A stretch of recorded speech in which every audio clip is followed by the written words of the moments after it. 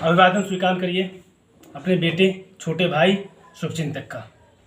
साथियों, मैं संजय सिंह राणा, राष्ट्रीय अध्यक्ष भारतीय सर्वधर्म पार्टी, पूर्व सांसद प्रत्याशी 35 लखनऊ लोकसभा, पूर्व विधायक प्रत्याशी 172 उत्तर विधानसभा, पूर्व सांसद प्रत्याशी 64 गोरखपुर लोकसभा, आज आपके बीच उपस्थित हुआ हूं। और दोस्तों, हम बात करते हैं और मैं लगातार आपसे बात करता चला आता हूं, आपको जागरूक करने की चेष्टा करता हूं कि यह जो हमारा भारतवर्ष है यह विश्व का सबसे बड़ा लोकतंत्र है।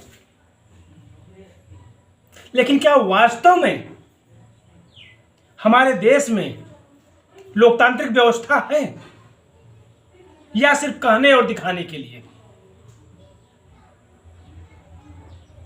मेरे साथियों,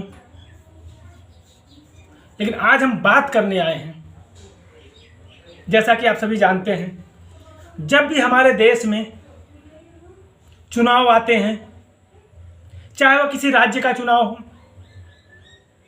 चाहे वह या फिर केंद्र का चुनाव हो, यह राजनीतिक पार्टियां जनता को गुमराह करने के लिए कोई ना कोई शिगुफा लेकर आ जाती हैं, जिससे हमारे देश की जनता को गुमराह किया जा सके, ताकि वह वास्तविक मुद्दों पर इन राजनीतिक पार्टियों से सवाल न कर सके। और पार्टियां ऐसा इसलिए करती हैं क्योंकि उन्हें पता है 5 साल में यह मौका सिर्फ एक बार आता है जनता के पास, और जनता ने अगर उस मौके का सकारात्मक उपयोग कर लिया तो यह राजनीतिक पार्टियां जनता के बीच से दुम दबाकर भागने को मजबूर होंगी, क्योंकि वास्तविक मुद्दों पर इन राजनीतिक पार्टियों के पास जनता को जवाब देने के लिए शून्य विकल्प है, शून्य, जीरो। क्योंकि यह राजनीतिक पार्टियां जो हैं हमारी मूलभूत सुविधाओं के प्रति पूरी तरह से संवेदनहीन है।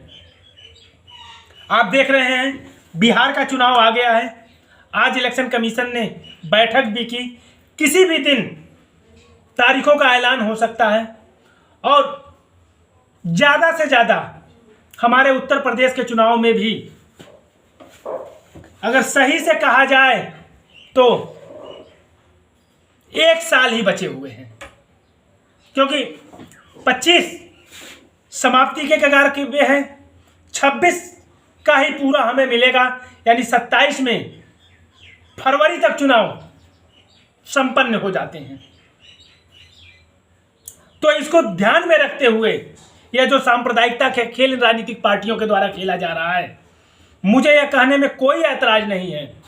जैसे 2022 का चुनाव अम्मी जान, अब्बू जान, खाला जान के ऊपर लड़ा गया था, वैसे ही 2027 का चुनाव और बिहार 2025 का चुनाव I love Muhammad, I love Mahadev के नाम पर लड़ा जाना है।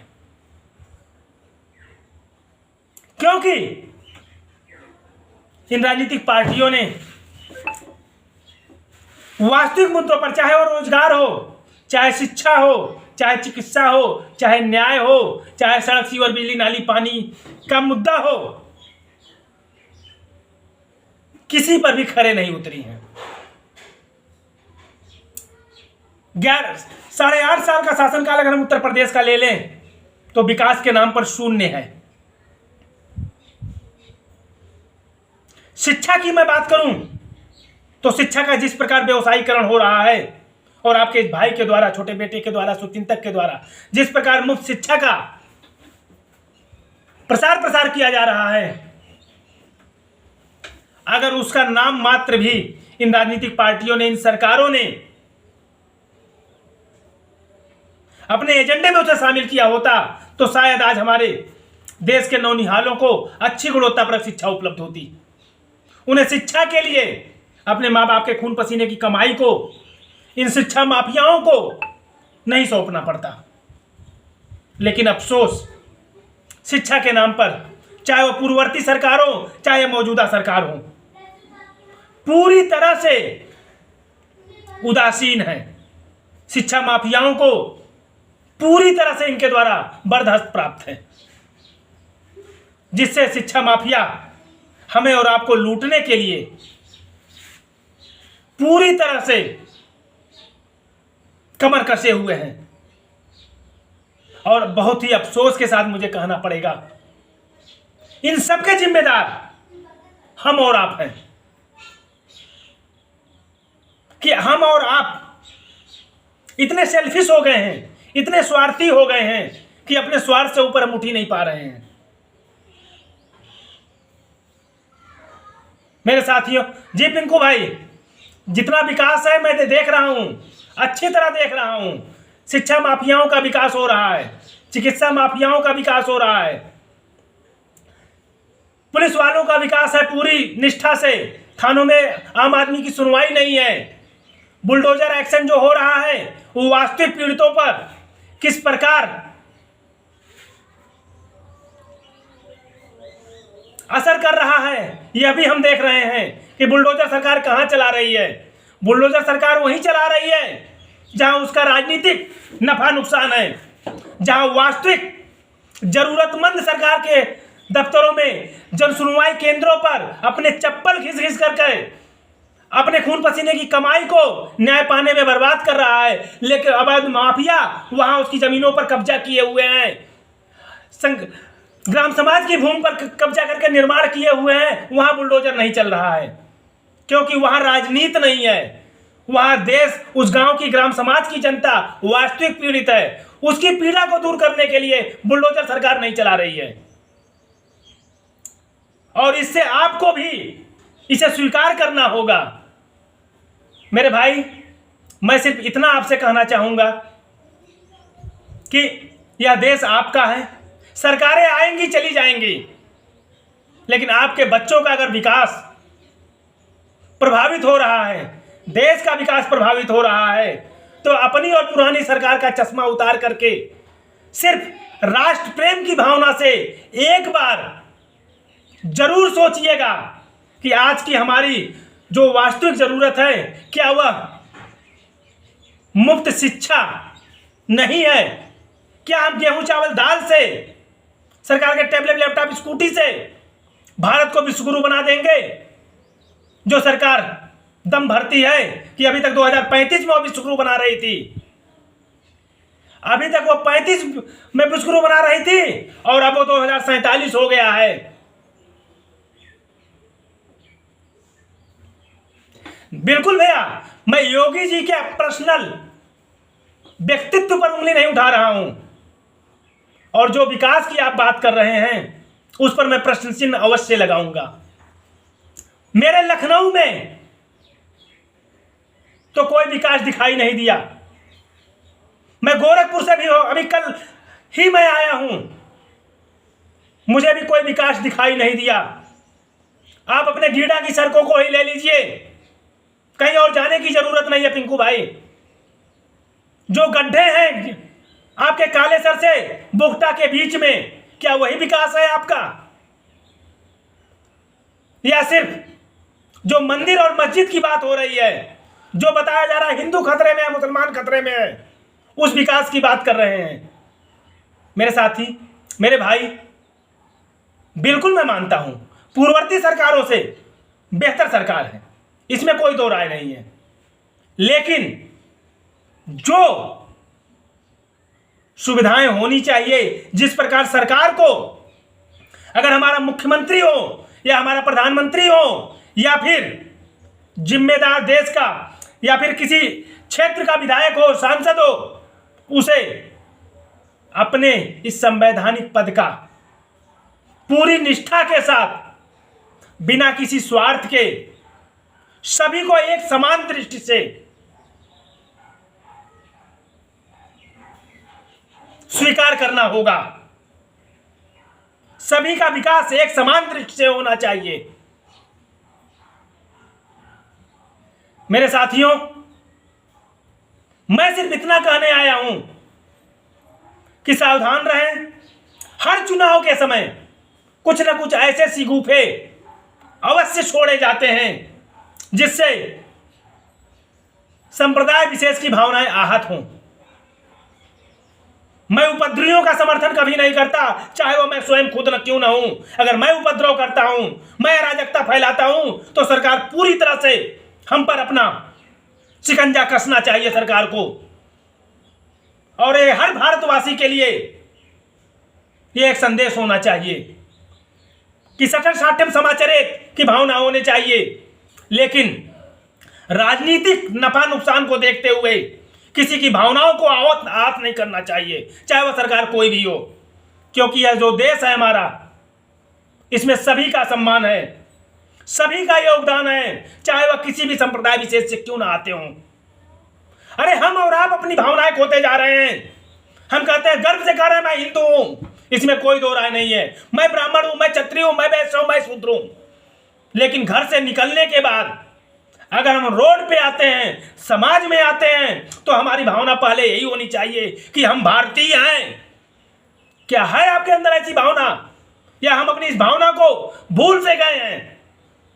पहले एक समय था, हम अपने गाड़ियों पर लिखते थे, गर्व से कहो हम भारतीय हैं। आज हम लिख रहे हैं, गर्व से कहो हम क्षत्रिय हैं, गर्व से कहो हम मुस्लिम हैं, गर्व से कहो हम हिंदू हैं, मैं चमार हूं। मेरे साथियों, यह भावना जहां उत्पन्न हो गई, वहां देश को बंटने से दुनिया की कोई ताकत नहीं रोक सकती है। वहां सांप्रदायिकता भड़कने से कोई ताकत नहीं रोक सकती है। और यह जो संप्रदाय है हमारा, जो वर्ण व्यवस्था है, यह आज का नहीं है, हजारों लाखों साल से चलता चला आ रहा है। लेकिन कभी ऐसी विघटन की बात नहीं हुई कि हम अपने और आपस में ही भिड़ कर रह गए। वर्ण व्यवस्था इसलिए की गई थी कि सभी को अपने क्षेत्र में काम करने का की पूर्ण स्वतंत्रता हो।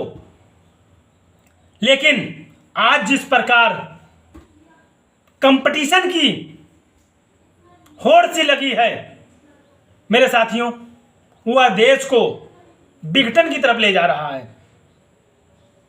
हम आप भाईचारे की भावना को भूलते जा रहे हैं। लेकिन मैं यहां बात करने आया हूं,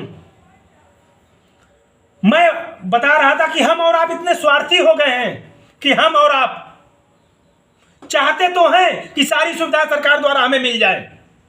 हम सरकार पे उंगली भी उठाते हैं, लेकिन सरकारों को भी जनता से कुछ अपेक्षाएं होती हैं। उन अपेक्षाओं पर हम खरे नहीं उतर रहे हैं, क्योंकि जिस प्रकार हम अपने मौलिक अधिकारों की बात करते हैं, उसी प्रकार हमें अपने मौलिक कर्तव्यों के प्रति भी जागरूक होना होगा। मैं उदाहरण दे रहा हूं, मैं निःशुल्क शिक्षा की जो मैं बात कर रहा हूं, इस पर मैंने हाईकोर्ट में लखनऊ की बेंच में, मैंने पहले भी बताया था, PIL दाखिल किया था। और मैंने एक नहीं हजारों लोगों से बात की, और लेकिन कोई आगे नहीं आया, कोई आगे नहीं आया। 2024 में मैंने खुद 581/2025 PIL दाखिल किया, इंडिपेंडेंट अपने बच्चे को लेकर के, जो कि PIL की श्रेणी में नहीं आता है, लेकिन मैंने PIL दाखिल किया। हाईकोर्ट के लखनऊ बेंच में आर्टिकल 21A को लेकर के, जो यह कहता है हिंदुस्तान के हर बच्चे को जो 6 वर्ष की आयु से लेकर के 14 वर्ष की आयु के बीच में है, उसे अनिवार्य शिक्षा ग्रहण कराना सरकार का हक है, सरकार का कर्तव्य है। लेकिन क्या हमें वह अधिकार मिल रहा है? सरकार दुहाई देती है कि मैं प्राथमिक विद्यालयों में फ्री एजुकेशन दे तो रहा हूं, क्यों नहीं भेजते हैं आप अपने बच्चों को? हाईकोर्ट ने मुझसे यह सवाल किया, मैंने 11 बिंदु बनाए, आज मैं डिटेल से उस पर बताऊंगा, और यह भी बात करूंगा कि सरकार या हो या हमारी न्यायपालिका हो, आपकी मदद करे तो करे कैसे, जब आप खुद आगे नहीं आना चाहते हैं। सिर्फ सरकार पर उंगली उठाना कहीं से भी जायज नहीं है। सरकार को आईना दिखाने के लिए हमें अपने कर्तव्यों का निर्वहन करना होगा। हाईकोर्ट ने कहा कि सरकारी विद्यालयों में आप अपने बच्चों को क्यों नहीं पढ़ा रहे हैं। मैंने उस पर 11 बिंदु बना करके दिए। सबसे पहला बिंदु मैंने दिया, इलाहाबाद हाई कोर्ट के उस हवाले का, उस मशवरे का जो 2016 में हाई कोर्ट ने कहा था कि माननीयों के बच्चे, नौकरशाहों के बच्चे प्राथमिक शिक्षा प्राथमिक विद्यालयों में ग्रहण करें, यह आप ही के द्वारा कहा गया। लेकिन हमारी पूर्ववर्ती सरकार ने, जिसे आज की जनता चोर कहती है, टोटी चोर कहती है, अन्य अन्य नामों से पुकारती है, लेकिन मुझे यह कहने में कोई संकोच नहीं है, मैं सपोर्टर नहीं हूं, मैं उनकी भी खिलाफत करता हूं। लखनऊ में जो भी विकास हो, चाहे वो मेट्रो का हो, चाहे वह कान्हा स्टेडियम हो, चाहे अन्य कोई क्यों विकास क्यों ना हो, वह पूर्ववर्ती सरकार की देन है। इनके सोच में क्या हमारे योगी सरकार ने एक मेट्रो का भी स्टेशन का निर्माण करा पाए इन अपने 8.5 वर्षों में? स्पोर्ट कॉलेजों में एक सीटें बढ़ा पाए अपने कॉलेजों में? अगले ने सफाई में ही दिया, लेकिन मेजर ध्यानचंद स्पोर्ट कॉलेज दिया। और हमारे 25 करोड़ की आबादी पर आज भी गुरु गोविंद सिंह में, जो सन 1975 का बना हुआ है, सिर्फ 561 सीटें हैं। 25 करोड़ की जनता पर सिर्फ 561 खिलाड़ी बनेंगे। 1980 में जो गोरखपुर में वीर बहादुर सिंह स्पोर्ट कॉलेज बना, उसमें भी लगभग इतनी सीटें हैं। आज तक निर्माण की तो बात ही छोड़ दीजिए, इन 8 सालों में इन एकेडमियों में 25 करोड़ की आबादी को ध्यान में रखते हुए सीटें तक नहीं बढ़ाई गई, तो खिलाड़ी कहां से निकलेंगे? यह हमारी सरकार की उदासीनता है। यह मैं सीना ठोक के कहता हूं, जो गलत है वो गलत है। मेरे साथियों, फिर मैं अपने मुद्दे पे आता हूं।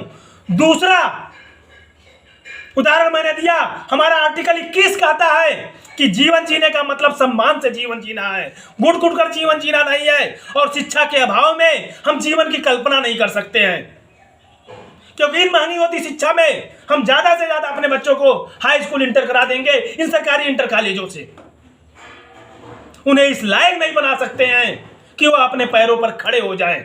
और यही कारण है कि हमारे देश में जो यह भ्रष्टाचार हावी है कि एक कांस्टेबल की कुर्सी पाने के लिए, एक कांस्टेबल की कुर्सी पाने के लिए हम अपने खेतों को बेच करके, अपने माँ बाप की खून पसीने की कमाई को रिश्वत के तौर पर दे करके नौकरी हासिल करना पड़ता है हमें। तीसरा उदाहरण मैंने दिया, बिंदु मैंने दिया हाई कोर्ट को कि अगर हमारी आबादी 25 करोड़ की है, उत्तर प्रदेश की मैं बात कर रहा हूं, अगर हम 5 करोड़ बच्चे का अनुपात लेते हैं तो क्या हमारे प्रदेश में इतने सरकारी विद्यालय हैं, इतने जूनियर हाई स्कूल हैं कि इन 5 करोड़ बच्चों को एडमिशन दे सकें? नहीं है। इस कारण हमारा हर माता पिता को प्राइवेट स्कूलों की तरफ रुख करना पड़ता है। चौथा मैंने 5वां दिया था कि हर माता पिता चाहता है हमारा बच्चा अच्छी गुणवत्तापूर्ण शिक्षा से प्राप्त करे, न कि 2 दूना 5। और आपके इन प्राथमिक विद्यालयों में, इन जूनियर हाई स्कूलों में अच्छी गुणवत्तापरक शिक्षा नहीं है। अगर अच्छी गुणवत्तापरक शिक्षा होती तो ये सरकारी टीचर जो वहां से 1 लाख का वेतन लेते हैं, अपने बच्चों को वहां क्यों नहीं पढ़ाते हैं? इससे बड़ा उदाहरण कोई और नहीं हो सकता है कि वहां की शिक्षा गुणवत्तापरक नहीं है। छठा उदाहरण मैंने दिया था कि आपके प्राथमिक विद्यालयों में, सरकारी स्कूलों में वह संसाधन मौजूद नहीं है जो बच्चों के मौलिक विकास, बौद्धिक विकास और मानसिक विकास को प्रभावित कर सकें, विकसित कर सकें। 7वां मैंने डाला था, जिस पर मैंने 4-5 स्कूलों में सर्वे किया था और बहुत ही दुख के साथ कहना पड़ रहा है, वहां की महिला टीचरों ने, जिसका मैंने वीडियो भी बनाया था, यह तक कहा था कि पूरे दिन हम लोग पानी नहीं पीते भैया, कि मैं वॉशरूम कहां जाऊंगी। और इन बरसात के समय में, मानसून के समय में आपके स्कूलों में इतनी गंदगी और जल निकासी की व्यवस्था नहीं है, जिसके कारण चिकनगुनिया, मलेरिया, हैजा, कौन सी भी संक्रामक रोग फैल रहे हैं। क्या कौन सा माता पिता चाहेगा कि अपने बच्चों को पढ़ने की बजाय अस्पतालों में उसे एडमिट कराना पड़े? तो ये हमारे इन बिंदुओं से हाई कोर्ट थोड़ा प्रभावित हुआ और उसने हमारी याचिका को स्वीकार कर लिया। यह मेरी सबसे बड़ी जीत थी कि उसने हमारी याचिका को स्वीकार किया और principal secretary basic Uttar Pradesh को नोटिस जारी किया।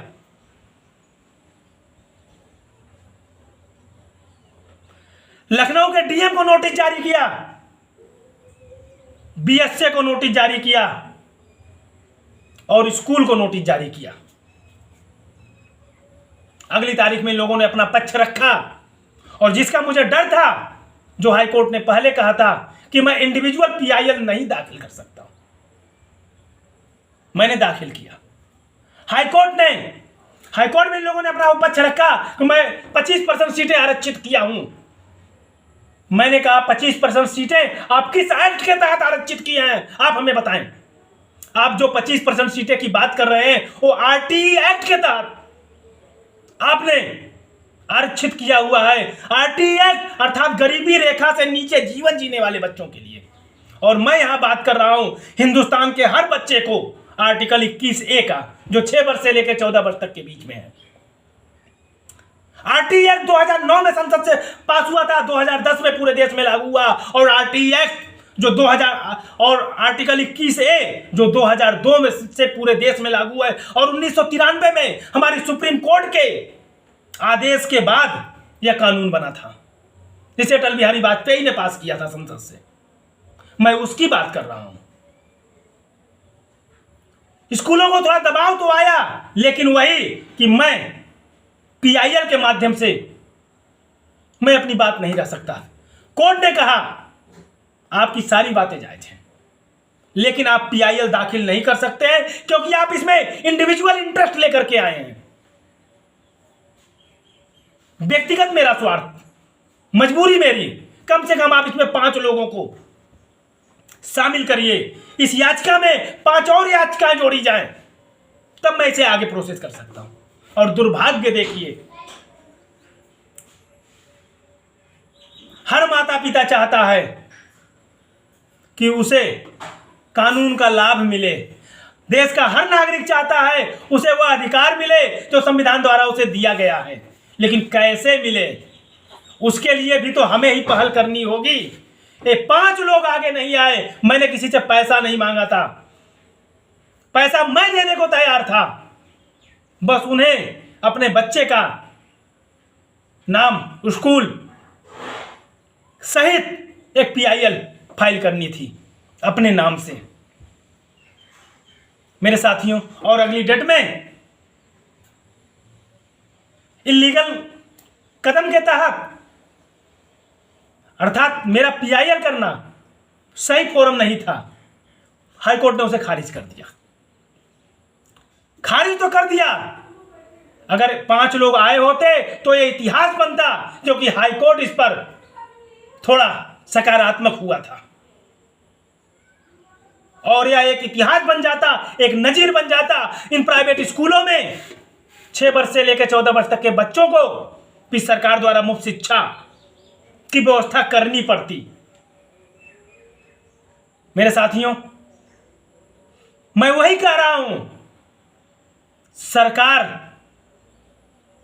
काम करे तो सरकार के पास जो तंत्र हैं, जो आईएएस हैं, जो विधायक हैं, जो सांसद हैं, वह सभी अपने स्वार्थ के तहत कार्य कर रहे हैं, अपनी कुर्सी बचाने के लिए कार्य कर रहे हैं, अपनी सत्ता में हनक बनाए रखने के लिए कार्य कर रहे हैं।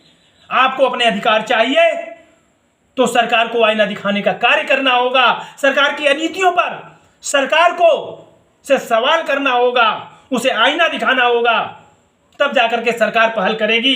जब हम कुछ नहीं कहेंगे तो सरकार में तो यही मैसेज जाएगा, हमारे देश में जनता बहुत खुश है, हमारे शासनकाल में सब तरफ राम राज्य है, क्योंकि कोई कहीं से कोई आवाज नहीं उठ रही है।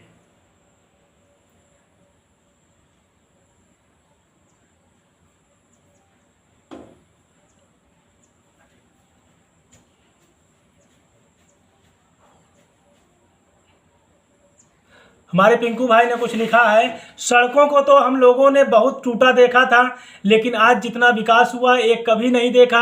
बाकी ये देखकर सुनकर बड़ा गर्व होता है कि हम लोगों के बीच एक युवा भाई इतना जागरूक और अच्छे विचार लिए हैं। आपका बहुत बहुत धन्यवाद भाई साहब। मैं चाहता हूँ आप लोग भी इसी प्रकार जागरूक बने, क्योंकि आने वाली, हम अपनी जिंदगी लगभग जी चुके और हम नहीं चाहते हैं कि हमारे बच्चे वह दुश्वारियां देखें, जो हम लोग देखते चले आए हैं। तो इसके लिए इन सरकारों को भी हमें आईना दिखाना होगा ताकि वो भी जागरूक हों। मैं सरकार की बुराई नहीं करता हूं, मैं उनकी नीतियों की बुराई करता हूं जो जनहित में नहीं है। मैं बार बार कहता हूं, न मैं किसी पार्टी का समर्थक हूं, न मैं किसी पार्टी का विरोधी हूं।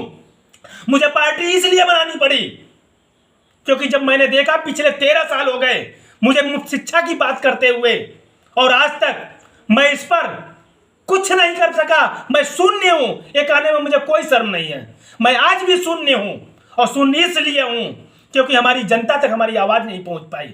हमारी जनता हमारे निस्वार्थ भाव, इस संघर्ष को नहीं समझ पाई। उसे लगता है अन्य राजनीतिक पार्टियों की भांति यह भी एक सिगुफा छोड़ करके सत्ता सुख का लोभी हो सकता है, और ऐसा सोचना जनता का कहीं से भी गलत नहीं है, क्योंकि इन राजनीतिक पार्टियों ने ऐसी माहौल की संरचना की है कि लोक लुभावने वादे किए जाते हैं और सत्ता में पहुंचने के बाद भूल जाते हैं मेरे साथियों। लेकिन मैं आपसे विश्वास दिलाता हूं, वादा करता हूं, आप अच्छी तरह जानते हैं जितना संघर्ष मैंने किया उसका 10वां% संघर्ष करके, चापलूसी करके लोग कहां से कहां पहुंच जाते हैं। लोग सत्ता में शामिल हो जाते हैं, लेकिन आपके छोटे भाई शुभचिंतक बेटे ने चापलूसी की तो बात ही छोड़िए, दिए गए ऑफर को स्वीकार नहीं किया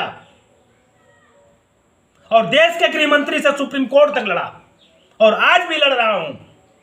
अपनी हैसियत न होते हुए भी सिर्फ स्वार्थ इतना है कि जैसे हमारे देश के स्वतंत्रता सेनानियों ने निस्वार्थ भाव से देश के प्रति अपना सर्वस्व न्यौछावर किया, जिसका फलस्वरूप आज हम खुल के कहते हैं कि हम आजाद भारत में सांसें ले रहे हैं।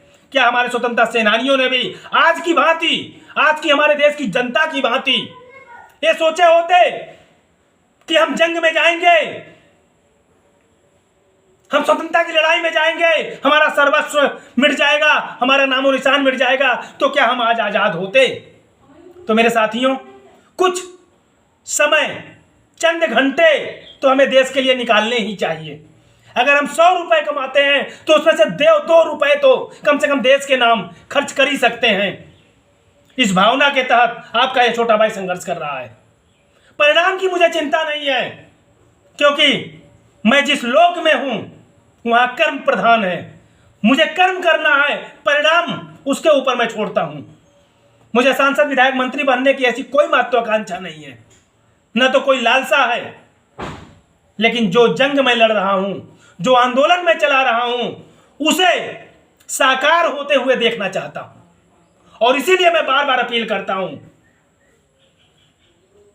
मेरे साथियों कि चुनाव ही हमारे लोकतंत्र का सबसे बड़ा पर्व है। इसे कम से कम सांप्रदायिकता की भेंट न चढ़ने दें। अच्छी सरकार चुने। आप ये मत सोचिए कि इसे तो मैं जानता नहीं हूं, ये तो छोटी पार्टी का है, यह तो निर्दल है।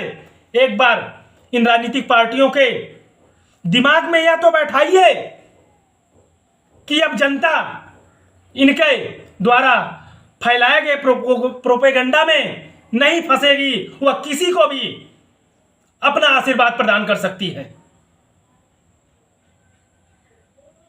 सिर्फ बदलाव। लोग सोचते हैं, जब मैं 2024 में गोरखपुर से चुनाव लड़ रहा था, ऑटो रिक्शा चुनाव निशान हमारा था, जब मैं अपने लोगों के पास गया वोट मांगने, तो लोगों ने कहा भैया मैं वोट तो देना चाहता हूं, लेकिन ये जो बीजेपी वाले हैं वो कहते हैं अगर वोट किसी और को दोगे तो राशन बंद कर दूंगा, राशन बंद हो जाएगा।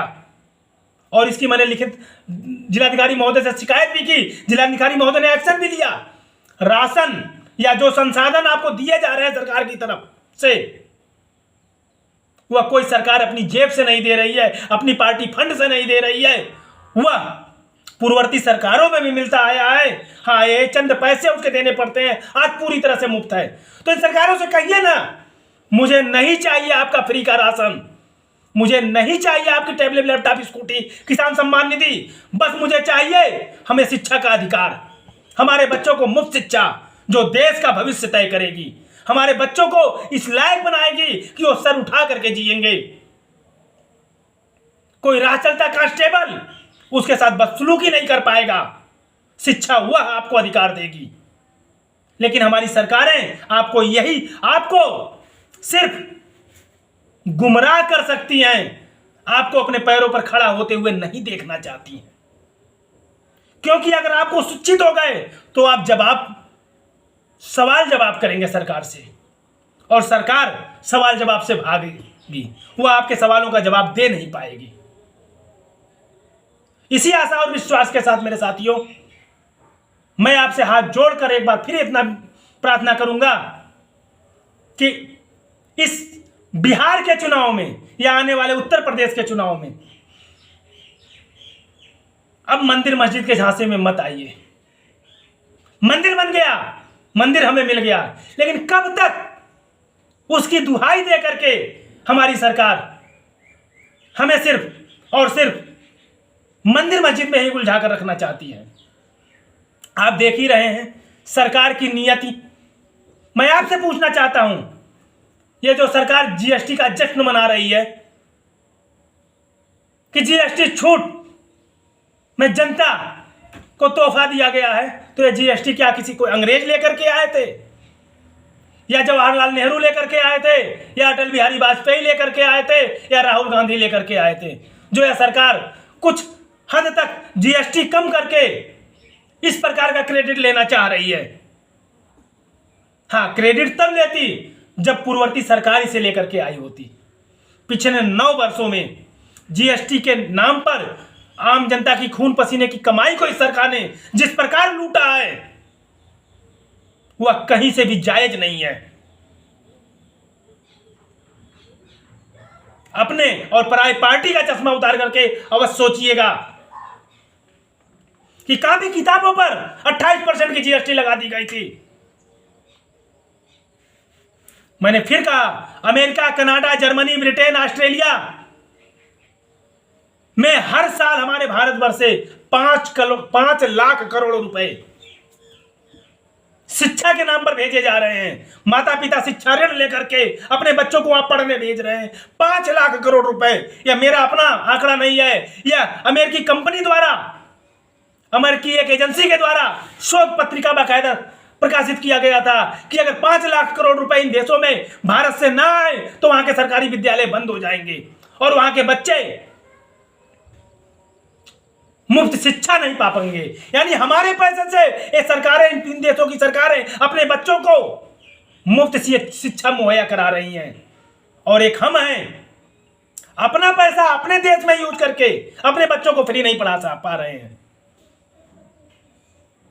मेरे साथियों, अटल बिहारी वाजपेयी जी कहा करते थे, राष्ट्र वही विकास कर सकता है जहां शिक्षा फ्री हो, चिकित्सा फ्री हो, न्याय फ्री हो, बाकी की कोई चीजें फ्री ना हो। बाकी की फ्री की चीजें हमें आलसी और गुलाम बना रही हैं, और शिक्षा, चिकित्सा, न्याय भारत को, किसी भी राष्ट्र को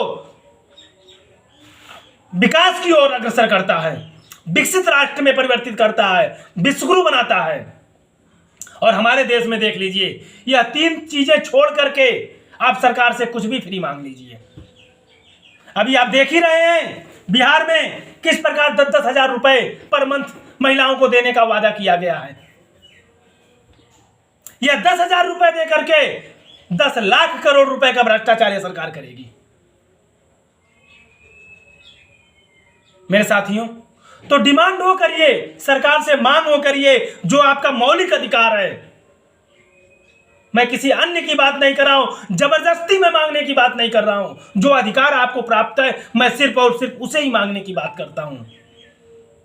क्योंकि इन राजनीतिक पार्टियों ने कूटरचित साजिश के साथ आर्टिकल 45 को खत्म कर दिया है एक तरह से, जो हमें शिक्षा का अधिकार देता था। अब वो आरटी एक्ट बन करके रह गया है, जो मूल संविधान में आर्टिकल 45 हमारा था। मेरे साथियों, बस मैं इसी आशा और विश्वास के साथ आज आपसे विनम्र निवेदन करूंगा कि कृपया जागरूक बने, मत दीजिए मेरा साथ, कोई जरूरत नहीं है। बस आप जिससे भी पसंद करते हैं, जिस पार्टी के साथ जुड़े हुए हैं, उस पार्टी से सिर्फ हमारा एजेंडा फॉलो करने की बात करें। और मेरा एजेंडा नहीं, यह देश के भविष्य का सवाल है। उससे मुफ्त शिक्षा की बात करें कि हमें आपका कुछ नहीं चाहिए, बस हमारी बच्चों की पढ़ाई को फ्री कर दीजिए। हम इतना कमा लेंगे कि गेहूं चावल दाल खरीद करके अपने बच्चों की अच्छा पौष्टिक भोजन मुहैया करा देंगे। लाचार हो जाते हैं तो इन शिक्षा माफियाओं के लूट के आगे कि हम 1 लाख रुपए महीना भी कमाते हैं तो भी हम अपने बच्चों को अच्छी गुणवत्तापूर्ण शिक्षा नहीं दिला पाते हैं। आए दिन हमारा बच्चा स्कूलों में उसका शारीरिक शोषण किया जाता है, मानसिक शोषण किया जाता है। आए दिन आप ही लोग पेपरों में पढ़ते हैं, निकालते हैं, लेकिन इस पर कोई सवाल जवाब नहीं करता है। सिर्फ यही कि मैं अकेला क्या कर सकता हूं। अकेला ही चल करके आज हमारे स्वतंत्रता सेनानियों ने हमारे देश को आजाद करा करके हमें 77 वर्ष पूर्व आजादी दिला दी। और आज तो हम टेक्नोलॉजी के युग में जी रहे हैं, सोशल मीडिया के युग में जी रहे हैं। तो आज हम क्यों अकेले अपने आप को महसूस करते हैं कि मैं अकेला हूं। आज अकेला चना भी भाड़ फोड़ सकता है। बस आप में वो जज्बा होना चाहिए, बदलाव लाने की ललक होनी चाहिए। किसी राजनीतिक पार्टी के सिर्फ पीछे पीछे भीड़ में खोने से अपना अस्तित्व खो जाता है। मेरे साथियों, अपना अस्तित्व बनाना है तो भीड़ से अलग होकर के कुछ नया करने की चेष्टा करिए। जय हिंद, जय भारत।